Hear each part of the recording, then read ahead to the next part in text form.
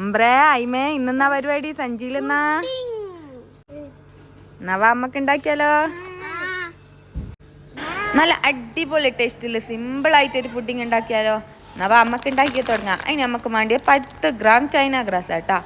നമ്മളത് നേരെ കൊണ്ടുപോയി ഒരു പാത്രത്തിലിട്ട് അതിലേക്ക് കുറച്ച് വെള്ളം പരുക. കുറച്ചെന്ന് വെച്ചാൽ ആ മുങ്ങ വെള്ളം പരണം കേട്ടോ. എന്നിട്ട് നല്ലോണം പോർത്തി വെക്കണം.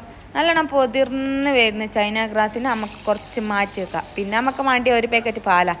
ഒരു പാക്കറ്റ് പാലും 1 കപ്പ് പഞ്ചസാരയും പിന്നെ ആവശ്യത്തിന് മിൽക്ക് മെയ്ഡ് നിങ്ങൾക്ക് അറിയാലോ.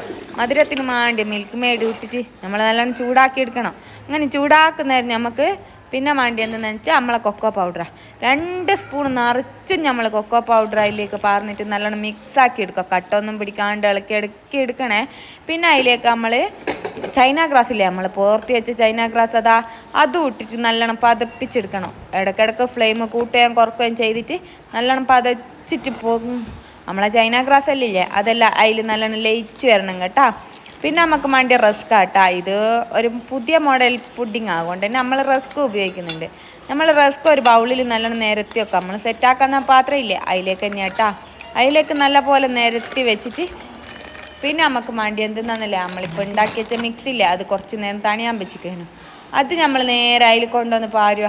അതിൽ നമ്മൾ റസ്ക് നേരത്തെ വെച്ച പാത്രം ഇല്ലേ അതിൽ പാർന്നിട്ട് പിന്നെ നമ്മൾ നേരെ ഫ്രിഡ്ജിൽ വെക്കണം. 2 മണിക്കൂർ കഴിഞ്ഞാൽ നമ്മളെ പുഡിങ് റെഡി. അടിപൊളിയാട്ടോ. നിങ്ങൾ ഇഷ്ടപ്പെട്ടാൽ ലൈക്കും സബ്സ്ക്രൈബും മറക്കും.